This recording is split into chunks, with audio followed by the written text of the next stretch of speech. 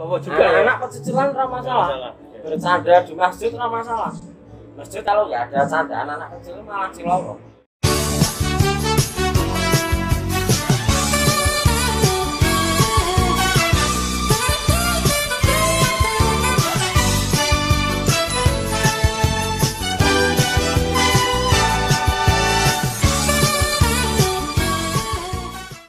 Banyak orang di luar sana deh, yang sewu ya.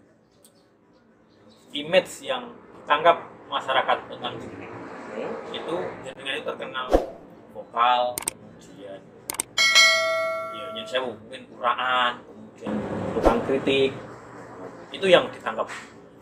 Ora terkenal bagus lho. Ora. Arek iki yo uraan tenan, sak metu-metune gitu. Nah, tapi ada momen deh, saya sempat lihat dan baru pertama kali saya lihat jenengan sempat menangis, menitikkan air mata ketika di prosesi pemakaman almarhum bapaknya. Kalau saya kan ikut waktu itu ke Sarian. Kalau saya tanya dengan psikologis dengan saat itu kan nggak fair, pasti ya itu psikologis dengan belum stabil. Saya kesana dari berangkat sini Mbak Yuni ngasih orang ya enggak, jenengan sudah jenengan itu kayak kosong gitu. Apa ya dia yang kemarin yang dirasakan sampai iso nangis gitu. Banyak banget. Saya bareng Pak Ibu. Oh. Piye yo? Nek bapak meninggal, pas bapak meninggal sebenarnya aku fan-fan saja. Selama masih di rumah ya. Jadi masih bisa ngurusi kajang, kursi tamu-tamu. Ya, saya lihat juga. Bisa memandikan dan apa ya? Bias kekacauan spontan lah. Karena banyaknya tamu. Cuma nek pas sampai di pemakaman ini, aku baru sadar bahwa sebenarnya bukan kok aku yang ditinggalkan bapak pas mau ngubur, malah terus akulah nanti yang akan meninggalkan beliau sendiri di kuburan di liang lahat ya.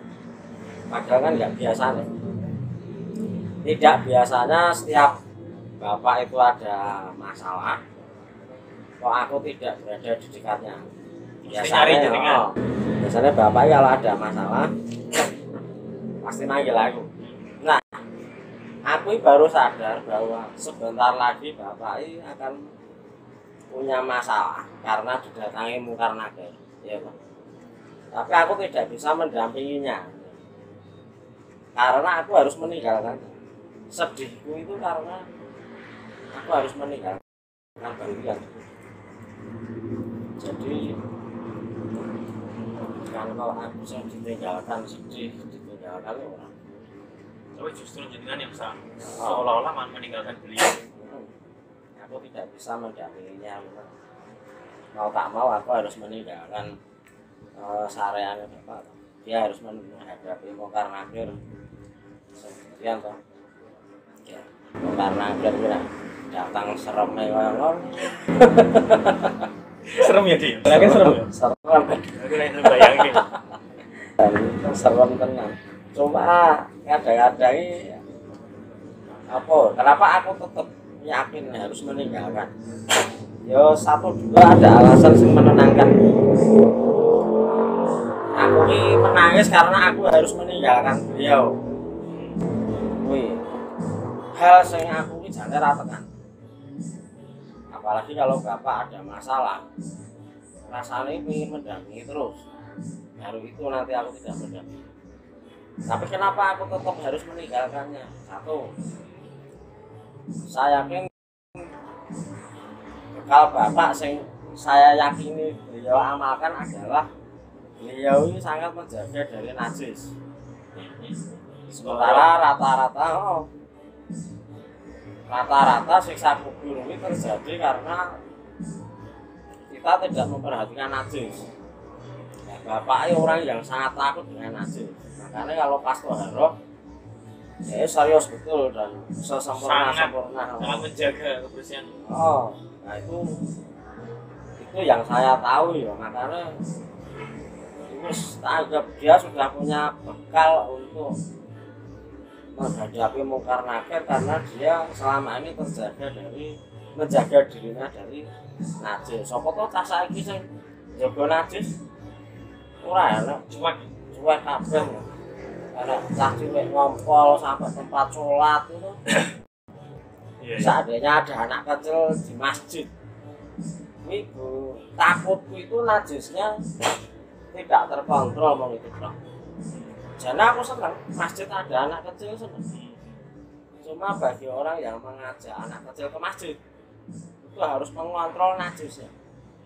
Orang mengontrol pecicilan anak pecicilan ora masalah. Bercanda di masjid ora masalah.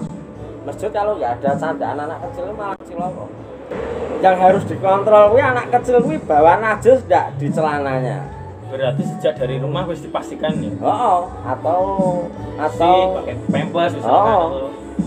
Kan kuwi selama ini kan orang nek cah cilik nang masjid dimarahi itu kan karena polanya, karena rame nih. Tapi juara ada orang memperhatikan anak itu keluar masuk masjid itu pakai sandal, udah terbebas dari najis, itu kan yang tidak pernah diperhatikan orang. Nah aku ngerinya bukan karena anak kecil rame, ya. Bukan karena sepakat sih. Tapi ngeriku ki anak kecil ki memahami ya. Jadi aku berani meninggalkan bapak karena bapak punya bekal itu. Gini Pak Dim, ini kan konten ditonton orang banyak. Kalau orang wilayah Gemulung pasti tahu ya, jenengan itu kan anak dan keturunan dari seorang kiai masyhur ya. Bapaknya Mas Mahrus ini seorang kiai, yakni almarhum Mbah Kiai Mahmud Loyalham. Kemudian Mbah Mas Mahrus ini cucunya Kiai Haji Bulgin. Ini kan salah satu pejuang Islam di wilayah Gemulung itu. Ya. Terus tak sambung lagi Din. Hubungannya dengan bapak itu dekat apa? Pas masih dekat apa ya? Beli masih. Nek dibanding yang lain mungkin ya paling dekat. Sedekat apa siji. Kalau ukur kedekatan satu yang paling sering dimarahi. Semakin sering dimarahi ya, orang semakin dekat ya. Oh, diperhatikan. Berarti dia melakukan banyak hal. Nek ya pernah dimarahi kan berarti tahu ngopo, ora tahu ngopo-ngopo mesti. Ora tahu seneni. Berarti jenengan diseneni malah seneng gitu. Oh, saya pernah merantau 10 tahun di Kalimantan nih. Kaya apa rasanya? Hambar. Tidak ada kemarahan lagi dari bapak ibu, tidak ada nasihat lagi, tidak ada perintah. Biasanya dikongkon ngene, dikongkon ngono. Ayo salat, ayo maca kitab, ayo pengajian. Derek kirono, derek kirene. Ketika aku merantau terbebas dari itu semua. Walah, apa bro? Berarti jenengan sebenarnya merindukan momen itu. Oh, digulei, dikon, lapor dulu gitu ya. Oh, jadi asiknya di situ ya, apa ya istilahnya? Aku jadi harus berada dalam level menikmati di pihak-pihak ini bapak itu. Jadi harus menikmati ya. Dan pada saat aku bisa menikmatinya, bapak kepundut. Paham maksudnya? Jadi bapak memarahiku, menyuruhku apapun. Sekarang aku siap. Kenapa aku siap? Nah dulu mungkin aku belum siap ya. Aku ditran gue kok dikon tuku apa. Ya toh, kendaraanku elek nek dikon sing ning adu-adu kono. Ya toh. Disuruh ini itu sing bekalku belum siap, mentalku belum siap. Nek saiki aku didit duwe fasilitas, duwe pasukan, duwe kendaraan, dikon ngopo-ngopo siap aku. Tak nikmati ya karep kok kon ngopo nek ya toh. Tapi gara-gara corona ibadah di tahun ini ditiadakan. Yang saya kalau masih banyak di masyarakat kita anggapan bahwa haji itu semacam titel, gelar, predikat kemudian ada nilai prestis di situ. Sebenarnya kalau menurut jenengan esensi haji itu apa tuh? Kan secara jenengan sudah sempat berhaji berapa kali di tanah haji? Sekali ya. Baru sekali. Apa sih? Apa nih? Esensi haji itu jangan apa? Kok masih banyak? Kalau jenengan mau kan berarti di undangan haji emah terus, tapi ini ada mau. Mau nggak? Sorry lah. Tapi banyak orang yang nyuruh saya masih seneng itu disertakan itu. Kita semua itu. Gimana kalau menurut jenengan? Nek soal pertama, soal panggilan haji. Di Jawa ini memang sesuatu yang fenomenal itu menciptakan panggilan.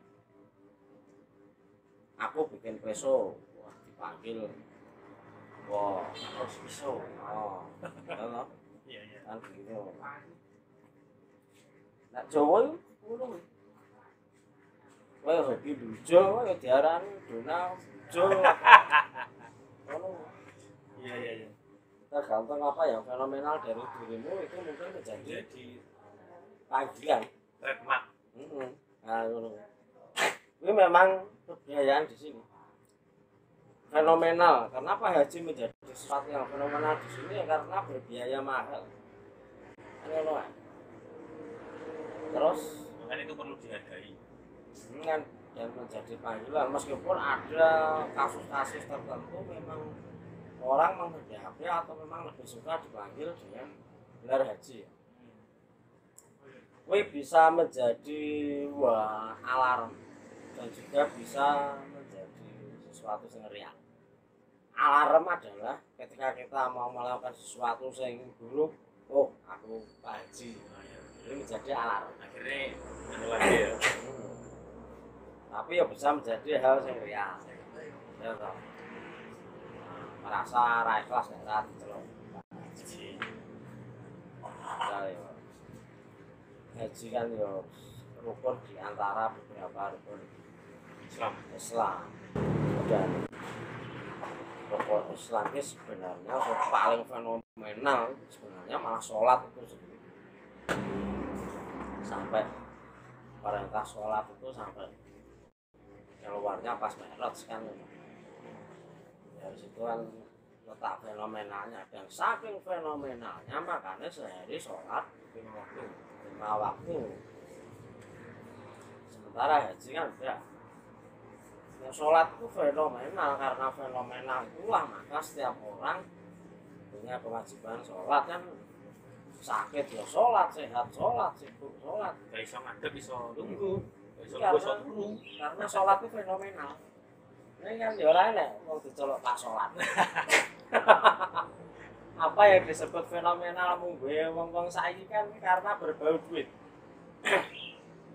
Ya wis gobloke wong saiki. Padahal segala sesuatu yang ada nilai uangnya atau bisa dinilai dengan uang itu berarti sesuatu itu murah.